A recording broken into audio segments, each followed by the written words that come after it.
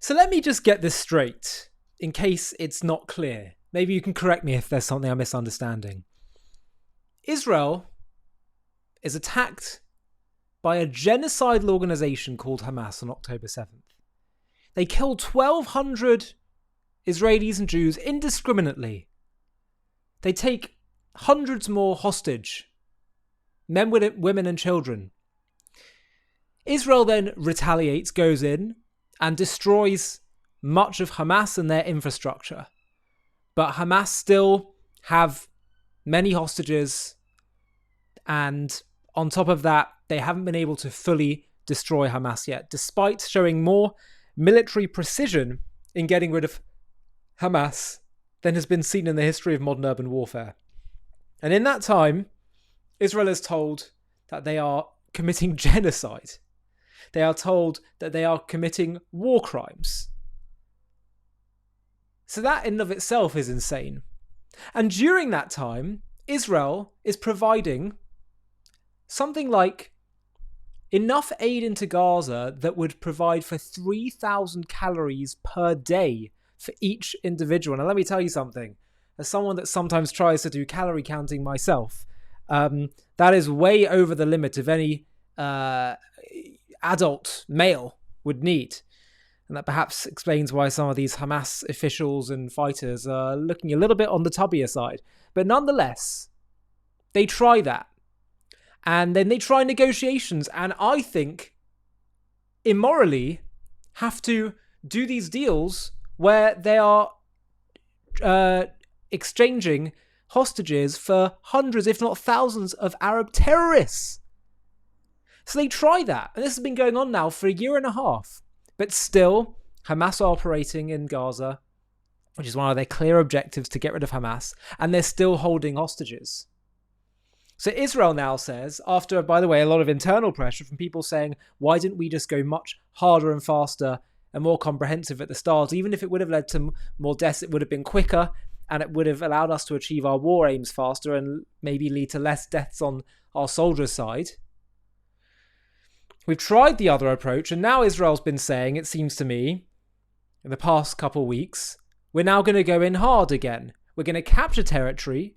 We're going to do a lot from the air in terms of pinpoint targets of Hamas officials. And we're going to radically reduce the aid that we're going to allow in. Why?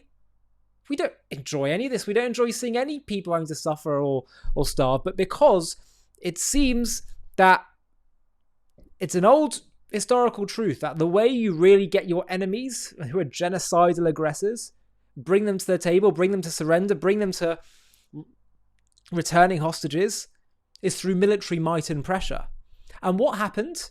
Just a few days prior, the BBC reports that Hamas proposed releasing some hostages in fresh talks after Israel's harsh offensive and strong offensive. After we're seeing lots of people rising up in Gaza and saying, we can't take this anymore. They haven't suddenly become super pro-Israel. All that's happening is that aid isn't coming in as much. And, society is becoming utterly dysfunctional. So the strategy was working. And then what happens? Here's where it gets from... the territory it goes into becomes something like you couldn't even script. A man called Tom Fletcher. Let me just check that is indeed his name. Yeah, he's the UN relief chief.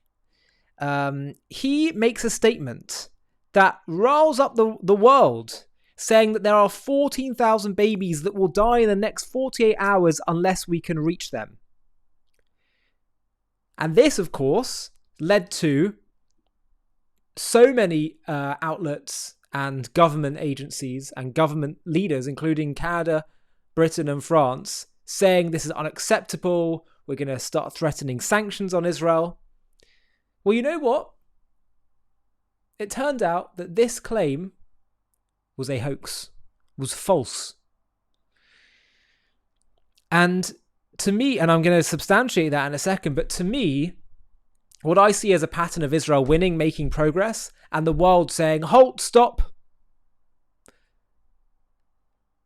Again, we don't like to see any suffering, anything like the kind of the tactics Israel's had to use.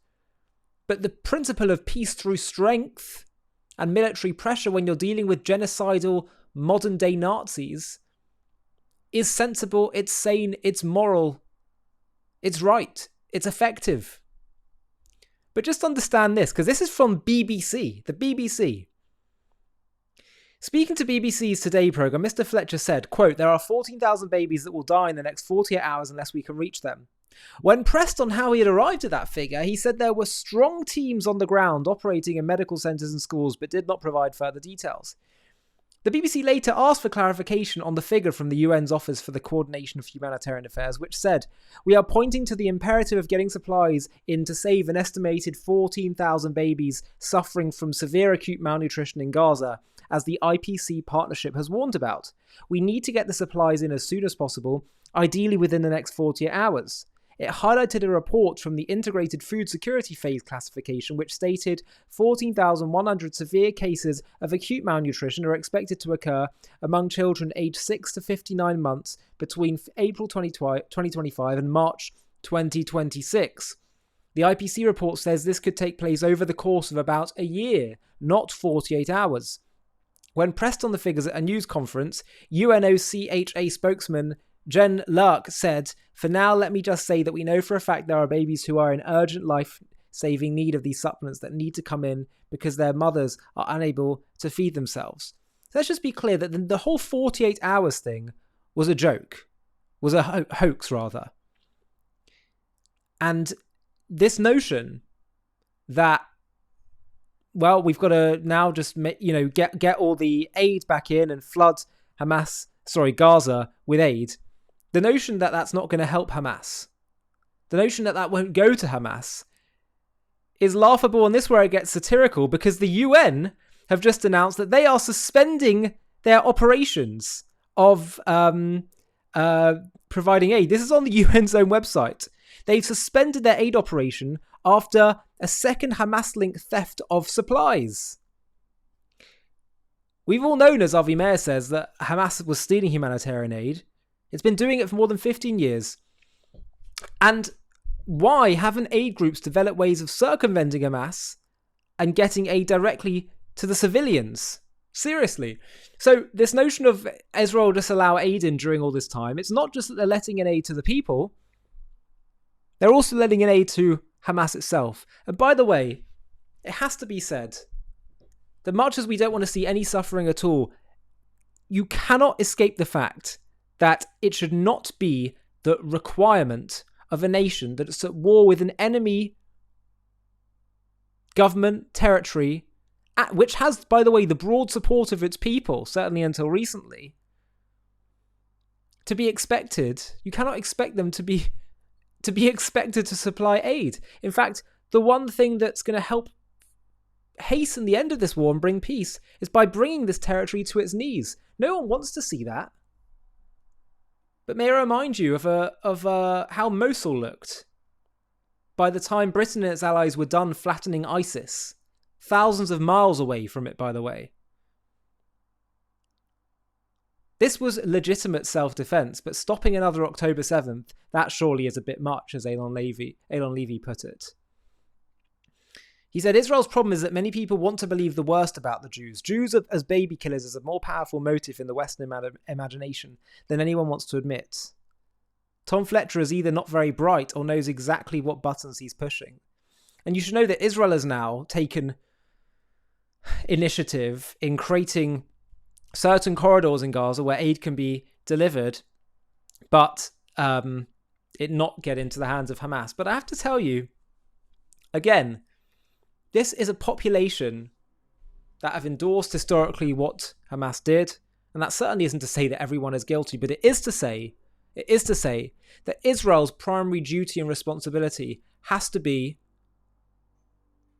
bringing back their hostages, defeating Hamas, and ensuring that something like October 7th can never happen again. And if you're upset with the suffering that's happening in Gaza, the only party to which Canada, France, Britain, and anyone that is of political standing and wants to have a moral conscience, the only people that you should target your anger at and your pressure at should be Hamas. Israel's doing what any normal moral country would do in the face of what they've done. The only thing that I would say is a quote-unquote criticism is, could they not be doing all of this a lot faster? The fact that they've tried doing this different approach 18 months later, I don't know. I'm not an insider. Maybe we should have been far more comprehensive in the first few days and weeks after October 7th. In fact, I would even venture to say that the world might have even given us their support, because October 7th was still fresh in their mind. Also, the notion that Israel fighting back is going to threaten the hostages. First of all, Israel's duty to her people, number one, is to destroy Hamas. Because if you let them dictate the terms of fighting, then they hold the whole of Israel hostage. But secondly, the notion that fighting endangers the hostages, actually, this challenges that narrative very strongly. Because it shows that actually it is military pressure that is forcing Hamas to want to come to the negotiating table. But as Netanyahu said, and as rightly said recently, even if they give back all the hostages, we are still going to destroy them. That is the right approach. That's the approach to bring them to their knees, where hopefully, Bezrat Hashem, we get those hostages back.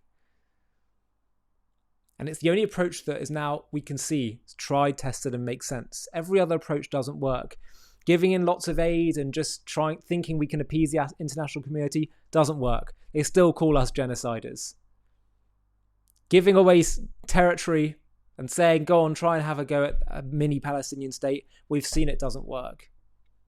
The reason I have the confidence in saying what I do is not based on speculation. It's based on trial and error. It's based on what I see with my own eyes. So let's remember that the accusations Israel faces are utterly inverted. They're morally perverted. And those that jump on them, their agenda, in many cases, some may just be ignorant and foolish, but in many cases their agenda is nothing to do with human rights.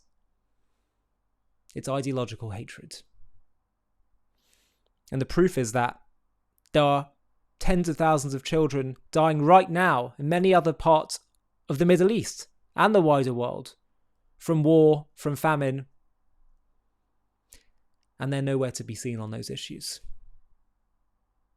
So I'm here to provide you with that daily dose of sanity. And if you appreciate what it is that we're doing, please do subscribe, like, and support us in any way you can so we can continue to get this essential message out there. Hi, thank you so much for watching. To watch another one, click here. To stay up to date with all our content, click here to subscribe. And if you're able to, you can help support JTV to grow and grow by clicking join below this video, where you can become a member and get perks including early access to videos and private live discussions with me. But most of all, you'll be partnering with us on our mission to change the world.